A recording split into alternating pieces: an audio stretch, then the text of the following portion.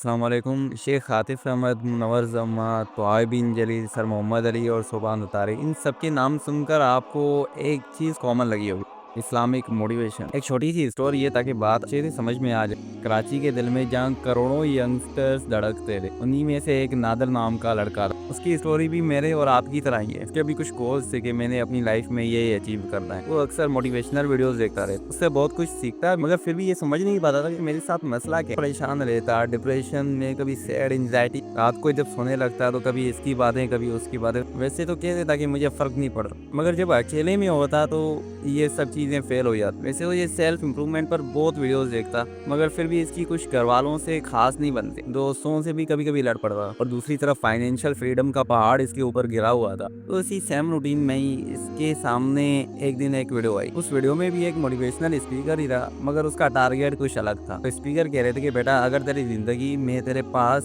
सब कुछ है, मगर अगर अल्लाह नहीं है ना तो कुछ भी नहीं। ये अल्फाज इसकी दिमाग में घर कर गए, इसकी दिल को ये बात लग गई। ये भी साइकोलॉजी फिलोसफी बताते थे, मगर एक और अहम चीज, जो आसमानों से उतरा हुआ विजडम, उस लेंस में से अपनी बात को गुजार के आगे कन्वे करते। असर अब इनकी ज़िंदगी में ऐसा दिखा कि ये ओवर थिंकिंग, ये परेशानियाँ, ये कॉन्फ्लिक्ट्स जो आपस में होते, चाहे घर में चाहे दोस्तियों में, इन सब चीज़ों से ये आज़ाद होता गया। चाहे लोग कुछ भी कहें, इस पे फ़र्क नहीं पड़ता। इसके सर्कल वाले पूछते हैं, अभी तेरे को हो क्या? सिर्फ छोटी सी चीज़ें थी। इसने अपने मुंह पे स्माइल लाना शुरू कर, सोने से पहले सबको माफ़ करके सोता, जब भी बोलता तो नरम लहजे में बोलता। इसने सिर्फ अपनी नमाज़ों पे काम करना शुरू किया। इसका फोकस, डिसिप्लिन, जो काम माइंडनेस, जो हमारे दिमाग की शांति है, ये अज़खुद हो गया। और एक बड़ी बात जो नादर ने कभी मोटिवेशन की दुनिया में नहीं सुनी, एक तो एक तर्क दुनिया दुनिया को बिल्कुल छोड़ ही देना, ये तो ठीक नहीं है, लोग एग्री कर लेते हैं। मगर दूसरा एक घर के दुनिया दुनिया में बिल्कुल घर की हो जाना,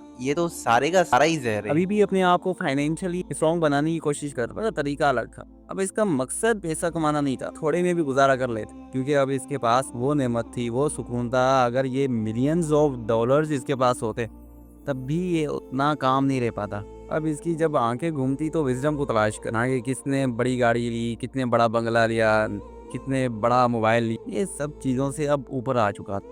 ये स्टोरी है हर उस यंगस्टर जो मोटिवेशनल वीडियोस देखते देखते थक जाता, और फाइनली उसे एक ऐसा रास्ता मिलता है जहाँ उसे मोटिवेशन और सेल्फ इम्प्रूवमेंट तो मिलती, मगर इससे ऊपर भी एक जो चीज़ है कि मैं कौन हूँ, कहाँ से आया हूँ और मुझे जाना कहाँ है, ये सब चीज़ें भी उसे मिल जाती। सबसे अहम बात, जो इसका मकसद होना चाहिए, इसका रब भी इसे मिल जाता है।